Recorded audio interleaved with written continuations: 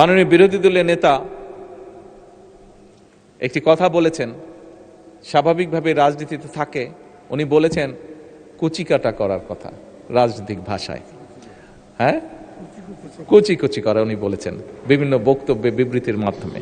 মাননীয় স্পিকার, হয়তো রাজনীতির একটি অংশ এটি, তবে মাননীয় স্পিকার, আমরা দেখেছি স্বৈরাচারের সময়, আমরা দেখেছি এই বাংলাদেশের অর্থনীতিকে কিভাবে কুচি কুচি করা হয়েছে বিভিন্ন ব্যক্তির স্বার্থে। আমরা যে বাজেটটি উপস্থাপন করছি, এই বাজেটের অন্য একটি গুরুত্বপূর্ণ লক্ষ্য হচ্ছে অর্থনীতিকে কিছু মুষ্টিমেয় সুবিধাভোগীদের কবল থেকে বের করে নিয়ে এসে সাধারণ নাগরিকের, সকল নাগরিকের এতে অংশগ্রহণ করা এবং এর মাধ্যমে একটি ন্যায়ভিত্তিক, মানবিক, মর্যাদাপূর্ণ এবং অন্তর্ভুক্তিমূলক অর্থনৈতিক ব্যবস্থা গড়ে তোলা। মাননীয় স্পিকার, এবারের বাজেটের অন্যতম তিনটি সবচেয়ে গুরুত্বপূর্ণ যে বিষয়, যেটির উপরে আমাদের সরকার জোর দিতে চাইছে, সেটি হচ্ছে প্রথমত দরিদ্র, নিম্ন আয় এবং ঝুঁকিগ্রস্ত মানুষের সামাজিক সুরক্ষা নিশ্চিত করে জীবনযাত্রার যে বোঝা, সেটিকে যতটুকু সম্ভব লাঘব করা।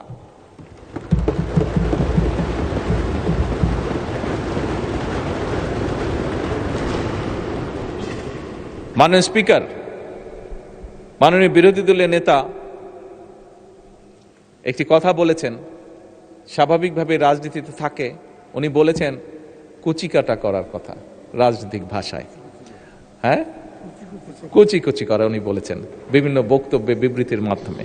মাননীয় স্পিকার, হয়তো রাজনীতির একটি অংশ এটি, তবে মাননীয় স্পিকার, আমরা দেখেছি স্বৈরাচারের সময়, আমরা দেখেছি এই বাংলাদেশের অর্থনীতিকে কিভাবে কুচি কুচি করা হয়েছে বিভিন্ন ব্যক্তির স্বার্থে।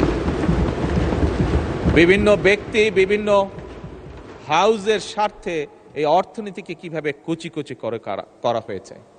মাননীয় স্পিকার, এবারকার বাজেটের অন্যতম মূল লক্ষ্য হচ্ছে অর্থনীতিতে ধীরে ধীরে শৃঙ্খলাকে ফিরিয়ে নিয়ে আসা।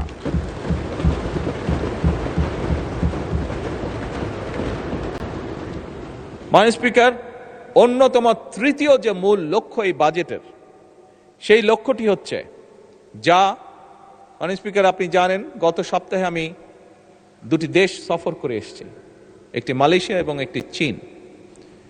একটি আন্তর্জাতিক গণমাধ্যম তাদের পর্যালোচনায় বলেছে যে এবারকার সফরটির লক্ষ্য, উদ্দেশ্য, কথাবার্তা শুনে মনে হচ্ছে যে বাংলাদেশ সরকার এই দেশের অর্থনীতির উপরে জোর দিয়েছে এবং বিনিয়োগের উপরে তারা জোর দিয়েছে।